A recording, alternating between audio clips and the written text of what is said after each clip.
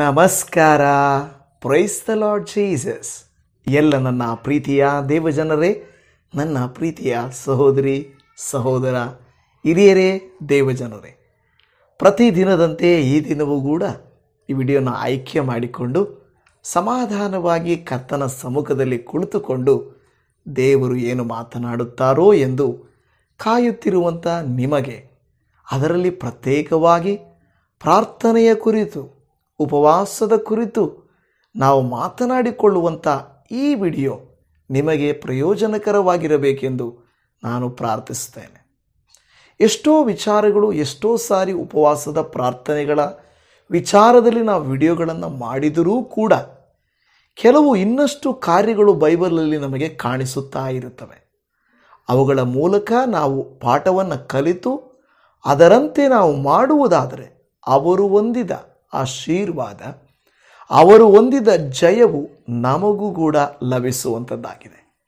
ಖಂಡಿತವಾಗಿಯೂ ಉಪವಾಸ ಪ್ರಾರ್ಥನೆಯಲ್ಲಿ ಬಲವುಂಟು, ಜಯವುಂಟು. ಆದರೆ ಉಪವಾಸ ಪ್ರಾರ್ಥನೆ ಮಾಡುವಾಗ ನಾನು ಸತ್ತರೂ ಪರವಾಗಿಲ್ಲ ಅನ್ನುವ ವೈರಾಗ್ಯತನ ಬಂದಿರುವಂಥ ಬೈಬಲ್ನ ಕೆಲವು ವಾಕ್ಯಗಳನ್ನು ಇವತ್ತು ನಿಮ್ಮೊಟ್ಟಿಗೆ ನಾನು ಹಂಚಿಕೊಳ್ಳಬೇಕೆಂದು ದೇವರಾತ್ಮನೊಟ್ಟಿಗೆ ಮಾತಾಡ್ತಾ ಇದ್ದಾರೆ. ನೀವೆಲ್ಲರೂ ಚೆನ್ನಾಗಿದ್ದೀರಲ್ವ? ವಾಕ್ಯವನ್ನು ಕೊನೆವರೆಗೂ ಕೇಳಲಿಕ್ಕೆ ರೆಡಿಯಾಗಿದ್ದೀರಾ? ಹಾಗಾದರೆ ಬನ್ನಿ, ಒಂದು ಮುಖ್ಯವಾದಂಥ ದೇವರ ವಾಕ್ಯವನ್ನು ಓದಿಕೊಳ್ಳೋಣ. ಇದರಿಂದ ಮುಖ್ಯವಾದಂಥ ದೇವರ ವಾಕ್ಯ ಯೆಶಾಯನ ಪ್ರವಾದನೆಯ ಗ್ರಂಥ 38ನೇ ಅಧ್ಯಾಯ 5ನೇ ವಚನ. ನಾನು ನಿನ್ನ ಪ್ರಾರ್ಥನೆಯನ್ನು ಕೇಳಿದ್ದೇನೆ, ನಿನ್ನ ಕಣ್ಣೀರನ್ನು ನೋಡಿದ್ದೇನೆ ಎಂದು ಹೇಳುತ್ತಾ ಇದೆ. ಆಮೇನ್, ಹಾಲೆಲೂಯ. ಈ ಮಾತಿನಂತೆ ಈ ಮಾತು ಏನಂತ ಹೇಳ್ತಾ ಇದೆ? ನಾನು ನಿನ್ನ ಪ್ರಾರ್ಥನೆಯನ್ನು ಕೇಳಿದ್ದೇನೆ, ನಿನ್ನ ಕಣ್ಣೀರನ್ನು ನೋಡಿದ್ದೇನೆ. ಇದು ನಮಗೆ ಖಂಡಿತವಾಗಿ ಹಿಜ್ಕೀಯ ಅರಸನ ಕುರಿತಾಗಿ ಆತನ ಅಸಹಾಯಕತೆ, ಆತನ ಅನಾರೋಗ್ಯ, ಆತನ ಸಂದಿಗ್ಧ ಪರಿಸ್ಥಿತಿ, ಆತನ ಗೋಳಾಟ, ಇದೆಲ್ಲವನ್ನು ನೋಡಿದಂಥ ದೇವಾದಿ ದೇವನು ಅವನನ್ನು ಕನಿಕರಿಸಿ, ಸರಿ, ನೀನು ಮಾಡಿದ ಪ್ರಾರ್ಥನೆಯನ್ನು ಕೇಳಿದ್ದೀನಿ, ನಾನು ನಿನ್ನ ಕಣ್ಣೀರನ್ನು ನೋಡಿದ್ದೇನೆ ಎಂದು ಹೇಳುವುದನ್ನು ನೋಡುತ್ತಾ ಇದ್ದೇವೆ. ಆದರೆ ಇವತ್ತು ನಾನು ನಿಮಗೆ ಹೇಳಬೇಕೆಂದಿರುವಂಥ ವಿಚಾರ ಏನೆಂದರೆ, ಯಾವ ರೀತಿಯಾಗಿ ಎಸ್ತೇರಳು ತನ್ನ ಜನಕ್ಕಾಗಿ ದೇವರಲ್ಲಿ ಮೊರೆಯಿಟ್ಟು ಪ್ರಾರ್ಥನೆ ಮಾಡಿದಳು, ಏನಂತ ಎಸ್ತೇರಳು ಇಲ್ಲವೇ ಆಕೆ ಹೇಳಿದಳು ಅನ್ನೋದು ಬಹಳ ಮುಖ್ಯವಾದಂಥ ವಿಚಾರ. ಎಸ್ತೇರಳ ಹಿನ್ನೆಲೆಯನ್ನು ನೀವು ಗಮನಿಸುವುದಾದರೆ, ಆಕೆ ಒಂದು ಅನಾಥಳು, ಅಂದರೆ ತಂದೆ ತಾಯಿಗಳಿಲ್ಲದ ತಬ್ಬಲಿ. ಆದರೆ ಆಕೆಯನ್ನು ಮೊರ್ದೆಕೈಯು, ಅಂದರೆ ಆಕೆಯ ಚಿಕ್ಕಪ್ಪ ಆಕೆಯನ್ನು ಸಾಕಿ ಸಲಹಿ ದೊಡ್ಡವಳನ್ನಾಗಿ ಮಾಡ್ತಾಳೆ. ಹಾಗೆಯೇ ಆಕೆಗೆ ದೈವಭಕ್ತಿಯನ್ನು, ದೇವರ ಮಕ್ಕಳ ಬಗ್ಗೆ ಇರುವ ಕಾಳಜಿಯನ್ನು ಬೋಧಿಸಿಕೊಡುತ್ತಾನೆ. ಈ ದಿನ ದೇವಜನವೇ, ನಾವು ನಮ್ಮ ಕುಟುಂಬಗಳಲ್ಲಿ ನಮ್ಮ ಮಕ್ಕಳಿಗೂ ನಮ್ಮ ಮನೆಯವರಿಗೂ ನಾವು ಬಹಳ ಜಾಗೃತರಾಗಿ ಪ್ರಾರ್ಥನೆಯ ಪ್ರಾಮುಖ್ಯತೆ, ಉಪವಾಸದ ಬಲ, ದೇವರ ಸಮ್ಮುಖದಲ್ಲಿರುವುದಕ್ಕೆ ಇರುವ ಜಯ, ಇವುಗಳ ಕುರಿತಾಗಿ ಬಹಳ ಸ್ಪಷ್ಟವಾಗಿ ನಮ್ಮ ಮನೆಯವರಿಗೂ ಮನೆಯಲ್ಲಿರುವ ಮಕ್ಕಳಿಗೂ ತಿಳಿಸಿಕೊಡಬೇಕು. ಈ ದಿನ ನಾವಿದ್ದೇವೆ, ನಾವು ತಿಳಿಸಿಕೊಡುತ್ತೇವೆ. ಇಲ್ಲದಿರುವಾಗಲೂ ಅವರು ನಮ್ಮ ಕರ್ತನನ್ನು ಬಿಟ್ಟು ಹಗಲಿ ಹೋಗದ ಹಾಗೆ ನಾವು ಇರುವಾಗಲೇ ಅವರಿಗೆ ಬೋಧಿಸಿಕೊಡಬೇಕು.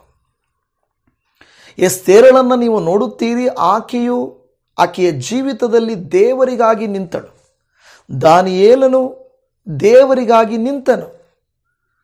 ಶದ್ರಕ್ ಮೇಷಕ್ ಅಬೇದ್ನೆಗೋರು ದೇವರಿಗಾಗಿ ನಿಂತರು. ಯೋಸೇಫನು ದೇವರಿಗಾಗಿ ನಿಂತರು. ಯಾಕೆ ಗೊತ್ತಾ? ಸಣ್ಣ ಪ್ರಾಯದಲ್ಲಿ ಅವರ ತಂದೆ ತಾಯಿಗಳು ಅವರಿಗೆ ಬೋಧಿಸಿ ತಿಳಿಸಿದ ವಿಚಾರ. ಸಮಾಜವು ಅನೇಕ ಕೆಟ್ಟವುಗಳನ್ನು ಬೋಧಿಸುತ್ತದೆ. ಮನೆಯಿಂದ ಆಚೆ ಹೋದರೆ ಯಾರು ಯಾವ ರೀತಿಯಾಗಿ ಏನನ್ನು ಬೋಧಿಸುತ್ತಾರೆ, ಏನನ್ನು ಹೇಳಿಕೊಡುತ್ತಾರೆ, ಏನನ್ನು ತಲೆಗೆ ತುಂಬುತ್ತಾರೆ ನಮಗೆ ಗೊತ್ತಿಲ್ಲ. ಅದಕ್ಕೆ ನಾವು ಮನೆಯೇ ಮೊದಲ ಪಾಠಶಾಲೆ, ತಂದೆಯೇ ಇಲ್ಲವೇ ತಾಯಿಯೇ ಮೊದಲ ಗುರು ಎನ್ನುವಂತೆ ಇರಬೇಕು. ಅದರಲ್ಲಿ ಪ್ರತ್ಯೇಕವಾಗಿ ನಾವು ಕ್ಲಾಸ್ನ ಹೋಮ್ವರ್ಕ್ ಬರೆದಿಯಾ, ಇನ್ನೊಂದು ಮಾಡಿದೆಯಾ ಅಂತ ಕೇಳುತ್ತೇವೆ. ಬೈಬಲ್ ವಾಕ್ಯವನ್ನು ಓದಿದೆಯಾ, ಒಂದು ಪ್ರಾರ್ಥನೆ ಮಾಡಿದೆಯಾ ಅನ್ನುವಂಥ ಮಾತುಗಳನ್ನು ನಾವು ನಮ್ಮ ಮಕ್ಕಳನ್ನು ಮೊಮ್ಮಕ್ಕಳನ್ನು ಪ್ರೀತಿಯಿಂದ ಪಠಿಸಿ ಅವರಿಗೆ ಬೋಧಿಸಿ ಅವರನ್ನು ಎಚ್ಚರಿಸುವುದು ತುಂಬ ಅವಶ್ಯಕ. ಅವರಿಗೆ ಅನಿಸಬಹುದು ಇವರು ನಮ್ಮ ತಲೆ ತಿಂತಾ ಇದ್ದಾರೆ, ಪ್ರತಿದಿನ ನಮಗೆ ಇಲ್ಲ ಸಲ್ಲದನ್ನು ಹೇಳ್ತಾ ಇದ್ದಾರೆ, ಇವರು ತಡ್ಕೊಳಕ್ಕಾಗ್ತಾ ಇಲ್ಲ. ಕೆಲವು ಸಂದರ್ಭಗಳಲ್ಲಿ ಅಜ್ಜಿಯರು ಹೇಳುವ ಮಾತುಗಳು ತಂದೆ ತಾಯಿಗಳಿಗೆ ಒಂಥರ ಅನಿಸ್ಬಿಡುತ್ತೆ. ಯಾವಾಗ ನೋಡಿದ್ರು ಪ್ರಾರ್ಥನೆ ಅಂತೀಯ, ವಾಕ್ಯ ಅಂತೀಯ, ಸ್ವಲ್ಪ ಫ್ರೀಯಾಗಿ ಬಿಡಮ್ಮ ಅವ್ರನ್ನ ಅಂತ ಹೇಳ್ಬೋದು. ಆದರೆ ದೇವಜನವೇ, ನೀವಿಲ್ಲದೆ ಇರುವಾಗ ಅವರಿಗೆ ಅನಿಸುತ್ತದೆ, ನಮ್ಮ ತಂದೆ, ನಮ್ಮ ತಾಯಿ, ನಮ್ಮ ಅಜ್ಜಿ ಕೊಟ್ಟಂಥ ಈ ದೈವ ವಾಕ್ಯ, ಈ ದೇವರ ಕೃತ್ಯಗಳು ನಮ್ಮನ್ನು ಬಿಟ್ಟು ಹೋಗಲಿಲ್ಲ. ಮೊರ್ದೆಕೈಯು ಕೊಟ್ಟ ಬೋಧನೆಯು ಎಸ್ತೇರಳನ್ನು ಬಿಟ್ಟು ಹೋಗಲಿಲ್ಲ. ಏನು ಸಂಭವಿಸಿತು ಎಂದು ನಿಮಗೆ ಅದು ಗೊತ್ತಿದೆ. ಅಲ್ಲಿದ್ದಂಥ ವ್ಯಕ್ತಿಗಳು ಏನು ಮಾಡಿದ ಗೊತ್ತಾ?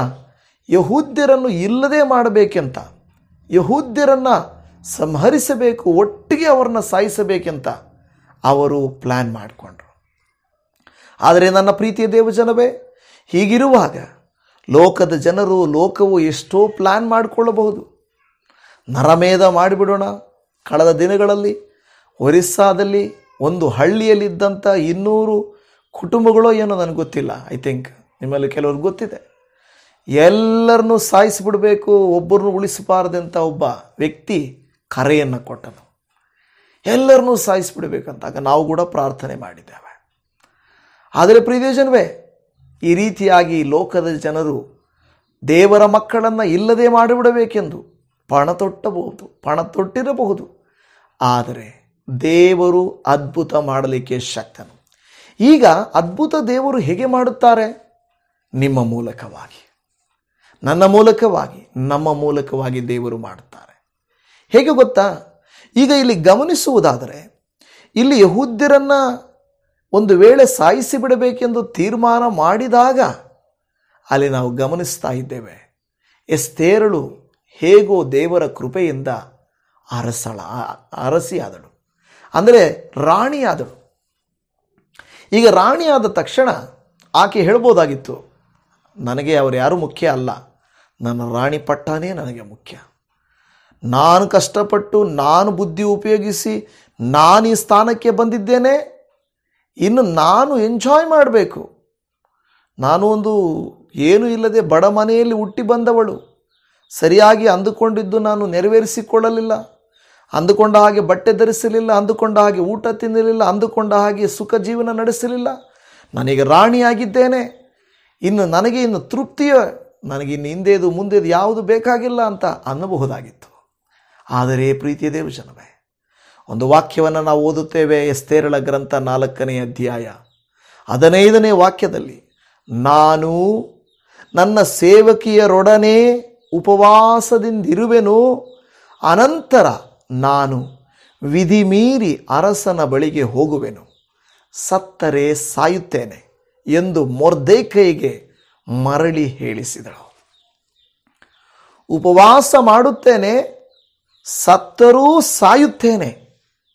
ಕೆಲವರು ಅಂದುಕೊಳ್ಳುತ್ತಾರೆ, ಉಪವಾಸ ಮಾಡುವುದರಿಂದ ಅಯ್ಯೋ ನನ್ನ ಆರೋಗ್ಯ ಕೆಡುತ್ತದೆ, ನನ್ನ ಅಂದ ಕೆಡುತ್ತದೆ, ನನ್ನ ಬಲ ಕ್ಷೀಣಿಸುತ್ತದೆ. ಶಾರೀರಿಕವಾಗಿ ನಿಮ್ಮ ಬಲವು ಖಂಡಿತವಾಗಿ ಕ್ಷೀಣಿಸಬಹುದು, ಆತ್ಮೀಕವಾಗಿ ನಿಮ್ಮ ಬಲವು ವೃದ್ಧಿಯಾಗುತ್ತದೆ. ಪ್ರಿಯ ದೇವಜನವೇ, ಅವಶ್ಯಕತೆಯು ಅಧಿಕವಾಗಿರುವಾಗ, ಒತ್ತಡವು ಅಧಿಕವಾಗಿರುವಾಗ, ಪ್ರೆಷರ್ ಅಧಿಕವಾಗಿರುವಾಗ, ಏನು ಮಾಡಬೇಕೋ ದಾರಿ ಕಾಣಿಸದೇ ಇರುವಾಗ, ಅದೇನು ಹೇಳ್ತಾರಲ್ಲ, ಕತ್ತಿ ಕುತ್ತಿಗೆ ಮೇಲೆ ಬರುವಾಗ, ನೀರು ಕುತ್ತಿಗೆಯವರೆಗೂ ಬಂದು ಇನ್ನೇನು ಸಾಯುತ್ತೇವೆ ಅನ್ನುವಾಗಲೂ ಕೂಡ ನಮ್ಮ ಧೈರ್ಯ, ನಮ್ಮ ಪ್ರಯತ್ನ ದೇವರು ಫಲಿಸುವಂತೆ ಮಾಡುತ್ತಾನೆ. ಅದಕ್ಕೆ ನಮ್ಮ ಪ್ರಯತ್ನ ಹೇಗಿರಬೇಕೆಂದರೆ, ಉಪವಾಸ ಪ್ರಾರ್ಥನೆ ಮಾಡುವಾಗ ಈಕೆ ಹೇಳುತ್ತಾಳೆ, ಉಪವಾಸದಂದು ನಾನೂ ಇರುತ್ತೇನೆ, ನನ್ನ ಸೇವಕರಿರುತ್ತೇವೆ, ಉಪವಾಸದಿಂದಿರುತ್ತೇವೆ, ದೇವರ ಹತ್ರ ಪ್ರಾರ್ಥಿಸ್ತೇವೆ. ನಾನು ವಿಧಿ ಮೀರಿ ಅರಸನ ಬಳಿಗೆ ಹೋಗುತ್ತೇನೆ, ನನ್ನ ಕೆಲಸವನ್ನು ನಾನು ಮಾಡ್ತೇನೆ. ಸಿದ್ಧತೆ, ಉಪವಾಸ ಪ್ರಾರ್ಥನೆ ಎಂಬುದು ತಗ್ಗಿಸಿಕೊಳ್ಳುವಿಕೆ, ಸಿದ್ಧತೆ, ಸಮಸ್ಯೆಯನ್ನು ಎದುರಿಸುವುದಕ್ಕೆ ಬೇಕಾದ ಆತ್ಮಿಕ ಧೈರ್ಯ, ಸ್ಥೈರ್ಯ ಇದಕ್ಕಾಗಿರುವಂಥದ್ದು. ಆಕೆ ಹೇಳ್ತಾ ಇದ್ದಾಳೆ, ವಿಧಿ ಮೀರಿ ಹೋಗ್ತಾ ಇದ್ದೇನೆ, ಬೇರೆ ನನಗೆ ಆಪ್ಷನ್ನೇ ಇಲ್ಲ. ಒಂದು ವೇಳೆ ನಾನು ಸತ್ತರೆ ಸಾಯ್ತೇನೆ. ನಾನಂದರೆ ಅದರ ಅರ್ಥ ಸತ್ತರೂ ಪರವಾಗಿಲ್ಲ, ಉಪವಾಸ ಮಾಡಿ ನಾನು ಪ್ರಾರ್ಥನೆ ಮಾಡಿ ಅರಸನ ಬಳಿಗೆ ಹೋಗ್ತಾ ಇದ್ದೇನೆ. ನನ್ನ ಪ್ರೀತಿಯ ದೇವಜನವೇ, ಇಲ್ಲಿ ಏನಿದೆ ವಿಷಯ ಅಂತ ನೀವು ಅರ್ಥ ಆಗಿದೆ. ಏನೆಂದರೆ, ಸಮಸ್ಯೆ ಬಂದಾಗ ಫೈನಲ್ ಆಗಿ ಟಚ್ಚು ಯೇಸು ಸ್ವಾಮಿ ಕೂಡ ಹೇಳಿದಂಥ ವಿಷಯ ಏನೆಂದರೆ, ಈ ಥರದ ಒಂದು ದುರಾತ್ಮಗಳಿಗೂ ಈ ಥರದ ಒಂದು ಕಠಿಣವಾದಂಥ ಕಾರ್ಯಗಳಿಗೂ ಉಪವಾಸ ಪ್ರಾರ್ಥನೆಯೇ ಸರಿಯಾದಂಥ ಒಂದು ಟ್ರೀಟ್ಮೆಂಟ್ ಅಂತ ಯೇಸಪ್ಪ ಹೇಳಿದ ಹಾಗೆ, ನಮ್ಮ ಪರಿಸ್ಥಿತಿಗಳು ಬಿಕ್ಕಟ್ಟಾಗುವಾಗ, ಕಷ್ಟಕ್ಕೆ ಸಿಲುಕುವಾಗ, ಫೈನಲ್ ಸ್ಟೇಜ್ಗೆ ಬರುವಾಗ ನಾವು ಬಹಳ ವೇದನೆಯಿಂದಲೂ ಉಪವಾಸದಿಂದಲೂ ಪ್ರಾರ್ಥನೆಗಳೊಡನೆಯೂ ದೇವರ ಸಮ್ಮುಖಕ್ಕೆ ನಾವು ಹೋಗುವುದಾದರೆ ಒಂದು ಆಲೋಚನೆ ಮಾಡಿ. ನೀವು ನಾನು ನನ್ನ ಪ್ರೀತಿ ದೇವಜನವೇ, ಅರಸಾದಿ ಅರಸನು, ಕರ್ತಾದಿ ಕರ್ತನು, ರಾಜಾದಿ ರಾಜನಾಗಿರುವಂಥ ದೇವಾದಿ ದೇವನ ಬಳಿಗೆ ನಾವು ಹೋಗುತ್ತಾ ಇದ್ದೇವೆ. ನಾವು ಅರಸನಿಗೆ ಹತ್ರ ಅಲ್ಲ. ಎಸ್ತೇರಳು ಅರಸನ ಮುಂದೆ ಹೋಗುತ್ತಾಳೆ. ನಾನು ಸತ್ರೂ ಪರವಾಗಿಲ್ಲ, ನಾನು ಮಾಡೋ ಕೆಲಸ ನಾನು ಮಾಡ್ತೇನೆ. ಇವತ್ತು ದೇವರ ವಾಕ್ಯವನ್ನು ಆಲಿಸುತ್ತಿರುವಂಥ ಪ್ರೀತಿಯ ದೇವಜನರೇ, ನಿಮ್ಮ ಕುಟುಂಬಗಳಿಗಾಗಿ, ನಿಮ್ಮ ಕೆಲಸ ಕಾರ್ಯಗಳಿಗಾಗಿ, ಮಕ್ಕಳಿಗಾಗಿ, ಬಿಡುಗಡೆಗಾಗಿ, ಆರೋಗ್ಯಕ್ಕಾಗಿ, ರಕ್ಷಣೆಗಳಿಗಾಗಿ, ಅವರ ಆತ್ಮರಕ್ಷಣೆಗಳಿಗಾಗಿ ನೀವು ನಾನು ಹೇಗೆ ಉಪವಾಸ ಮಾಡಿ ಪ್ರಾರ್ಥನೆ ಮಾಡಿ ವಿಧಿ ಮೀರಿ, ಅಂದರೆ ಇನ್ನು ನನಗೆ ಬೇರೆ ಆಪ್ಷನ್ನೇ ಇಲ್ಲ, ಸತ್ತರೂ ಪರವಾಗಿಲ್ಲ ಸಾಯುತ್ತೇನೆ ಅನ್ನುವಂಥ ಪರಿಸ್ಥಿತಿಯಲ್ಲಿ ನಾವು ಕರ್ತನ ಬಳಿಯಲ್ಲಿ ಹೋದರೆ, ಕರ್ತಾದಿ ಕರ್ತನು ಏನು ಮಾಡ್ತಾನೆ ಗೊತ್ತಾ? ನಮಗೆ ಜಯವನ್ನು ಕೊಡುತ್ತಾನೆ. ಅಲ್ಲಿ ಹಾಮಾನನ ಕುರಿತಾಗಿ ನೀವು ನೋಡುತ್ತಾ ಇದ್ದೀರಾ. ಅವನು ಅರಸನಿಗೆ ಹತ್ತಿರವಾದವನು, ಅರಸನ ನಂತರದ ಸ್ಥಾನದಲ್ಲಿರೋನು. ಇವರೆಲ್ಲ ಸಾಧಾರಣ ಜನರು, ಆದರೆ ದೇವರು ಮಾರ್ಗ ಮಾಡಿದರು. ಅವರ ನಂಬಿಕೆ ವ್ಯರ್ಥವಾಗಲಿಲ್ಲ, ಅವರ ಕಾಯುವಿಕೆ ವ್ಯರ್ಥವಾಗಲಿಲ್ಲ. ಕರ್ತನ ಬಳಿಯಲ್ಲಿ ಅವರು ಕಾದು ನಿಂತು ದೃಢವಾಗಿ ಇದ್ದದ್ದಕ್ಕೆ ಕರ್ತನವರನ್ನು ಕಾಪಾಡಿದನು. ಅವರು ಸಂತುಷ್ಟವುಳ್ಳವರಾದರು. ನೀವು ನೋಡುತ್ತೀರಾ, ಇಲ್ಲಿ ದುಃಖಪಟ್ಟು ವೇದನೆ ಪಡುವಂಥ 4ನೇ ಅಧ್ಯಾಯದಲ್ಲಿ ಇರುವಾಗ 8ನೇ ಅಧ್ಯಾಯಕ್ಕೆ ಬರುವಾಗ ಅವರ ದುಃಖವು ಸಂತೋಷವಾಯಿತು. 8ನೇ ಅಧ್ಯಾಯದ 16ನೇ ವಚನ, ಅಲ್ಲಿನ ಯೆಹೂದ್ಯರು ಸಂತೋಷ, ಹರ್ಷ, ಪ್ರಭಾವ, ತೇಜಸ್ಸುಗಳುಳ್ಳವರಾದರು. ನನ್ನ ಪ್ರಿಯರೇ, ಉಪವಾಸ ಮಾಡಿದ ದಿನವೂ ನಿಮ್ಮ ಒಂದು ವೇಳೆ ಶರೀರದಲ್ಲಿ ಸ್ವಲ್ಪ ವೇದನೆ ಅನಿಸಬಹುದು, ಬಲಹೀನತೆ ಅನಿಸಬಹುದು, ಆದರೆ ಆತ್ಮೀಕವಾಗಿ ನಿಮ್ಮ ಮುಖವು ಕಳೆಗೊಳ್ಳುವುದು. ಈ ದಿನ ಆಲೋಚನೆ ಮಾಡಿಕೊಳ್ಳಿರಿ. ಯಾವುದೋ ಕಾರ್ಯಗಳ ನಿಮಿತ್ತವಾಗಿ ನೀವು ಕಣ್ಣೀರು ಹಾಕುತ್ತಿರಬಹುದು. ನೀವು ನಾನು ಉಪವಾಸ ಮಾಡಿದರೆ ದೇವರು ಹೇಳುತ್ತಾನೆ, ನಾನು ನಿನ್ನ ಪ್ರಾರ್ಥನೆಯನ್ನು ಕೇಳಿದ್ದೇನೆ, ನಿನ್ನ ಕಣ್ಣೀರನ್ನು ನೋಡಿದ್ದೇನೆ ಎಂದು ದೇವರು ಹೇಳುತ್ತಾನೆ. ಕಾರಣ, ಭಕ್ತಿಯಿಂದ ಅನೇಕ ಜನರು ಉಪವಾಸ ಮಾಡುವುದು ಮುಖ್ಯ ಅಲ್ಲ, ಬರೀ ಊಟ ಬಿಡುವುದು ಮುಖ್ಯ ಅಲ್ಲ, ಪ್ರಾರ್ಥನೆ ಇರಬೇಕು. ದೈವ ಪ್ರಸನ್ನತೆಯನ್ನು ಎದುರು ನೋಡಬೇಕು. ನಾನು ಊಟ ಬಿಟ್ಟಿದ್ದೀನಿ, ಊಟ ಎಲ್ಲ ಬಿಡ್ತಾರೆ. ಮನೆಯಲ್ಲಿ ಜಗಳ ಮಾಡಿದರೆ, ಗಂಡ ಹೆಂಡತಿರು ಜಗಳ ನಡೆದರೆ ಆವತ್ತು ಊಟ ಬಿಟ್ಬಿಡ್ತೇವೆ. ಟೈಮಿಗೆ ಊಟ ಸಿದ್ಧ ಇಲ್ಲ, ಊಟ ರೆಡಿ ಇಲ್ಲ ಇವತ್ತು ಅಂದರೆ ಆವತ್ತು ಉಪವಾಸ ಇರ್ತೇವೆ. ಆದರೆ ದೇವರು ಕೋರಿಕೊಳ್ಳುವುದೇನೆಂದರೆ, ನಿಜವಾಗಿಯೂ ಒಂದು ವಿಷಯಕ್ಕಾಗಿ, ಯಾವುದಕ್ಕಾಗಿ ನೀವು ತಾಪತ್ರಯ ಪಡ್ತಾ ಇದ್ದೀರೋ, ಯಾವುದು ನಿಮ್ಮನ್ನು ಬಾಧಿಸ್ತಾ ಇದೆಯೋ ಅದನ್ನು ಮನಸ್ಸಲ್ಲಿಟ್ಟುಕೊಂಡು, ದೇವರೇ ಈ ವಿಷಯವನ್ನು ಜಯಗೊಳಿಸುವಂತೆ, ಈ ಜಯದ ವಿಷಯದಲ್ಲಿ ನನಗೆ ಬಿಡುಗಡೆ ಕೊಡುವಂತೆ, ಈ ವಿಷಯದಲ್ಲಿ ನಾನು ಮುಂದಕ್ಕೆ ಬರುವಂತೆ ನಾನು ಪ್ರಾರ್ಥಿಸ್ತೇನೆ, ಉಪವಾಸ ಮಾಡುತ್ತೇನೆ. ಸತ್ತರೂ ಪರವಾಗಿಲ್ಲ, ನಾನು ಸತ್ತರೂ ಪರವಾಗಿಲ್ಲ, ನಾನು ನಿನ್ನ ಸಮ್ಮುಖಕ್ಕೆ ಬರುತ್ತೇನೆ, ಪ್ರಾರ್ಥಿಸ್ತೇನೆ ಎಂದು ಹೇಳುವಾಗ ದೇವರು ನಿಮ್ಮ ದುಃಖವನ್ನು ತೆಗೆದು ಸಂತೋಷ, ಹರ್ಷ, ಪ್ರಭಾವ, ತೇಜಸ್ಸು, ನಿಮ್ಮ ಮುಖವು ತೇಜಸ್ಸುಳ್ಳದ್ದಾಗುತ್ತದೆ. ಆಮೇನ್. ನಿಮ್ಮ ಮುಖವು ಹೊಳೆಯಲಿಕ್ಕೆ ಪ್ರಾರಂಭಿಸುತ್ತದೆ. ನಿಮ್ಮ ಮುಖವು ಹೊಳೆಯಲಿಕ್ಕೆ ಪ್ರಾರಂಭಿಸುತ್ತದೆ. ತೇಜಸ್ಸುಳ್ಳವರಾಗಿ ನೀವು ಆಗಬೇಕಾ? ಹಾಗಾದರೆ ಈ ರಾಣಿ ಎಸ್ತೇರಳಂತೆ ನಾವು ಕೂಡ ತೀರ್ಮಾನ ಮಾಡಬೇಕು. ದೇವರ ವಾಕ್ಯ ಹೇಳುತ್ತದೆ, ಇವತ್ತು ನೀವು ದುಃಖ ಪಡುತ್ತಿರಬಹುದು, ನಿಮಗೆ ಸಂತೋಷವಾಗುವುದು. ಮತ್ತಾಯನು ಬರೆದ ಸುವಾರ್ತೆಯಲ್ಲಿ 5ನೇ ಅಧ್ಯಾಯದ 4ನೇ ವಚನದಲ್ಲಿ ಅಲ್ಲಿ ಹೇಳುತ್ತದೆ, ದುಃಖ ಪಡುವವರು ಧನ್ಯರು, ಅವರು ಸಮಾಧಾನ ಹೊಂದುವರು. ದುಃಖವಿದ್ದಾಗ ಜನರ ಹತ್ರ ಅಲ್ಲ, ದುಃಖವಿದ್ದಾಗ ಒಂಟಿಯಾಗಿ ನಾವೇ ಅಳುವುದಲ್ಲ, ಆ ದುಃಖವನ್ನು ಪ್ರಾರ್ಥನೆಯಾಗಿ ಮಾರ್ಪಡಿಸಿರಿ. ಆ ನಿಮ್ಮ ಗೋಳಾಟವನ್ನು ಉಪವಾಸವಾಗಿ ಮಾರ್ಪಡಿಸಿರಿ. ಆಗ ದೇವರು ಖಂಡಿತವಾಗಿ ನಿಮ್ಮ ಮನೋವೇದನೆಯನ್ನು ನೋಡಿ, ನಿಮ್ಮ ಕಷ್ಟವನ್ನು ನೋಡಿ ಪರಿಹಾರವನ್ನು ಕೊಡುತ್ತಾನೆ. ಎಲ್ಲದಕ್ಕೂ ಒಂದು ಸಮಯ ಇರುತ್ತದೆ. ಆ ಸಮಯವನ್ನು ವಿನಿಯೋಗಿಸಿಕೊಳ್ಳಿರಿ. ಯಾವಾಗಂದರೆ ಅವಾಗಲ್ಲ. ಒಂದು ವೇಳೆ ಉಪವಾಸ ಮಾಡಲಿಕ್ಕೆ ಒಂದು ದಿನವನ್ನು ಗೊತ್ತು ಮಾಡಿಕೊಳ್ಳಿರಿ, ಸಮಯವನ್ನು ಗೊತ್ತು ಮಾಡಿಕೊಳ್ಳಿರಿ. ಪ್ರಾರ್ಥನೆ ಮಾಡುವುದಕ್ಕೆ ಸಮಯವನ್ನು ಗೊತ್ತು ಮಾಡಿಕೊಳ್ಳಿರಿ. ಅಂದರೆ ಅದನ್ನು ತೀರ್ಮಾನಿಸಿಕೊಳ್ಳಿರಿ. ಆ ಸಮಯದಲ್ಲಿ ನೀವು ನಿಮ್ಮನ್ನು ದೇವರಿಗೆ ಒಪ್ಪಿಸಿಕೊಡಿರಿ.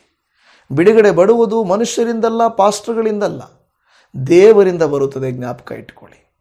ಆದುದರಿಂದ ನೀವು ಪ್ರಾರ್ಥನೆ ಮಾಡಿರಿ, ಉಪವಾಸ ಕೂಟಗಳಲ್ಲಿ ಭಾಗವಹಿಸಿರಿ, ಉಪವಾಸ ಪ್ರಾರ್ಥನೆಗಳಲ್ಲಿ ಭಾಗವಹಿಸಿರಿ. ನಾವು ಆದಷ್ಟು ಬೇಗನೆ ನಾನು ಕೂಡ ಈ ಚಾನಲಲ್ಲಿ 21 ದಿವಸದ ಉಪವಾಸ ಕೂಟವನ್ನು ಪ್ರಾರಂಭಿಸಬೇಕು. ನೋಡ್ತಾ ಇದ್ದೀನಿ, ಟೈಮ್ಗೆ ನಾನು ಪ್ರಯಾಣ ಮಾಡ್ತಾ ಇರೋದರಿಂದ ಸ್ವಲ್ಪ ಅಷ್ಟು ನಾನು ಮಾಡಲಿಕ್ಕೆ ಆಗೋದಿಲ್ಲ. ಎಲ್ಲ ಮುಗಿದ ಮೇಲೆ ಖಂಡಿತವಾಗಿ ನಾವು ಉಪವಾಸ ಮಾಡೋಣ. ಖಂಡಿತ ದೇವರು ಜಯವನ್ನು ಕೊಡುತ್ತಾರೆ, ಬಿಡುಗಡೆಗಳನ್ನು ಕೊಡುತ್ತಾರೆ, ಅದ್ಭುತಗಳನ್ನು ಮಾಡುತ್ತಾರೆ. ನಾನು ಈ ಚಾನಲಲ್ಲಿ ಅನುಭವ ಮಾಡಿದ್ದೇನೆ. ನಾನು 21 ದಿವಸಗಳು ಉಪವಾಸ ಪ್ರಾರ್ಥನೆಗಳನ್ನು ಆನ್ಲೈನಲ್ಲಿ ಲೈವ್ ಮಾಡಿದಾಗ ಎಷ್ಟೊಂದು ಜನರು ಅದರಲ್ಲಿ ಹೆಚ್ಚಾಗಿ ಬಂದಿದ್ದರು. ಮತ್ತೆ ಆ ಕಾರ್ಯವನ್ನು ನಾವು ಮಾಡೋಣ. ಲೈವ್ 9 ಗಂಟೆಗೆ ನಾನು 5 ವರ್ಷದಿಂದ ಮಾಡ್ತಾ ಇದ್ದೇನೆ. ಎಷ್ಟೋ ಭಾರವುಳ್ಳವರಾಗಿ ಮಾಡ್ತಾ ಇದ್ದೇವೆ. ಜನರು ಒಂದು ವೇಳೆ ಅವರಿಷ್ಟಾನುಸಾರವಾಗಿ ಹೋಗಿರ್ಬೋದು. ಈಗಲೂ ಅದೇ ಭಾರದಿಂದ, ಅದೇ ಪ್ರೀತಿಯಿಂದ ನಾವು ಮಾಡ್ತಾ ಇದ್ದೇವೆ. ಮಾರ್ನಿಂಗ್ ವಿಡಿಯೋಸ್ ನೋಡುವಂಥ ನೀವು ದಯಮಾಡಿ ರಾತ್ರಿ ಕೂಡ ಲೈವಲ್ಲಿ ಜಾಯಿನ್ ಆಗಿರಿ. ದೇವರಲ್ಲಿ ಸಮಯ ಕಳೀರಿ, ದೇವರಲ್ಲಿ ನಿಮ್ಮ ಸಮಯವನ್ನು ಕಳೆಯಿರಿ. ಪ್ರಸಂಗಿ ಗ್ರಂಥದಲ್ಲಿ ಹೇಳಿದ ಹಾಗೆ 3-4ರಲ್ಲಿ ಅಳುವ ಸಮಯ, ನಗುವ ಸಮಯ, ಗೋಳಾಡುವ ಸಮಯ, ಕುಣಿದಾಡುವ ಸಮಯ, ಇದೆಲ್ಲವೂ ಇದೆ. ಎಲ್ಲದಕ್ಕೂ ಒಂದು ಸಮಯ ಇದೆ. ನನ್ನ ಪ್ರಿಯ ದೇವಜನವೇ, ಜನಾಂಗವನ್ನು ರಕ್ಷಿಸಬೇಕಾದರೆ ನಿಮ್ಮ ಒಂದು ಜನಾಂಗ, ನೀವು ಯಾವ ಕುಲದಲ್ಲಿದ್ದೀರೋ, ಜನಾಂಗದಲ್ಲಿದ್ದೀರೋ, ಹೆಚ್ಚು ಜನರು ರಕ್ಷಣೆಗೆ ಬರಬೇಕಲ್ವಾ? ನೀವು ಮಾತ್ರ ಇದ್ದರೆ ಸಾಕಾ? ಹಾಗಾದರೆ ನಿಮ್ಮ ಕುಲಕ್ಕಾಗಿ, ನಿಮ್ಮ ಜನಾಂಗಕ್ಕಾಗಿ ಯಾರು ಪ್ರಾರ್ಥನೆ ಮಾಡ್ತಾರೆ? ನೀವು ಯಾವ ಕುಲ, ನಾನು ಕುಲವ ಬಗ್ಗೆ ಹೇಳ್ತಾ ಇಲ್ಲ, ನಾವು ಹೆಮ್ಮೆ ಪಟ್ಕೊಳ್ಳೋದಿಲ್ಲ. ಆದರೂ ಅವರು ಅಂಧಕಾರದಲ್ಲಿರುವಂಥವರನ್ನು ರಕ್ಷಣೆಗೆ ತರಬೇಕಾದ್ರೆ ಎಸ್ತೇರಳು ತನ್ನ ಕುಲಕ್ಕಾಗಿ, ತನ್ನ ಜನಾಂಗಕ್ಕಾಗಿ ಉಪವಾಸ ಮಾಡಿದಳು. ನಾನು ಸತ್ತರೂ ಪರವಾಗಿಲ್ಲ, ನಾನು ಪಟ್ಟ ಹೋದರೂ ಪರವಾಗಿಲ್ಲ, ನಾನು ಇಲ್ಲಿಂದ ತಳ್ಳಲ್ಪಟ್ಟರೂ ಪರವಾಗಿಲ್ಲ, ನಾನು ನನ್ನವರಿಗಾಗಿ ಪ್ರಾರ್ಥಿಸ್ತೇನೆ, ಉಪವಾಸ ಮಾಡುತ್ತೇನೆಂದು ಹೋದಳು. ನೀವು ಒಂದು ದಿವಸವಾದರೂ ನಿಮ್ಮ ಜನಾಂಗಕ್ಕಾಗಿ, ಕುಲಕ್ಕಾಗಿ, ನಿಮ್ಮ ಸಂಬಂಧಿಕರುಗಳಿಗಾಗಿ ಉಪವಾಸ ಮಾಡಿ, ಪ್ರಾರ್ಥನೆ ಮಾಡಿ, ಅವರ ರಕ್ಷಣೆಗಾಗಿ ನೀವು ಉಪವಾಸ ಮಾಡಿದ್ದೀರಾ? ಪ್ರಾರ್ಥನೆ ಮಾಡಿದ್ದೀರಾ? ಮಾಡೋಣ ಪ್ರಿಯ ದೇವಜನವೇ. ಯಾಕೆಂದರೆ ಪ್ರಾರ್ಥನೆಗಳು ಜನಾಂಗಗಳನ್ನು, ಕುಟುಂಬಗಳನ್ನು, ಕುಲಗಳನ್ನು ಕಾಪಾಡುತ್ತದೆ. ಯೋನನ ಗ್ರಂಥದಲ್ಲಿ 3ನೇ ಅಧ್ಯಾಯ 7ರಿಂದ 10 ವಚನಗಳ ತನಕ, ಇದಲ್ಲದೆ ಅವನು ತನ್ನ ಮತ್ತು ರಾಜ್ಯಾಧಿಕಾರಿಗಳ ಆಜ್ಞೆಯನ್ನಾಗಿ ಜನ, ಪಶು, ಮಂದೆ, ಹಿಂಡು ಇವುಗಳು ಏನೂ ರುಚಿ ನೋಡದಿರಲಿ, ತಿನ್ನದಿರಲಿ, ಕುಡಿಯದಿರಲಿ, ಜನರಿಗೂ ಪಶುಗಳಿಗೂ ಗೋಣಿತಟ್ಟು ಒದಿಕೆಯಾಗಲಿ, ಎಲ್ಲರೂ ದೇವರಿಗೆ ಬಲವಾಗಿ ಮೊರೆ ಇಡಲಿ.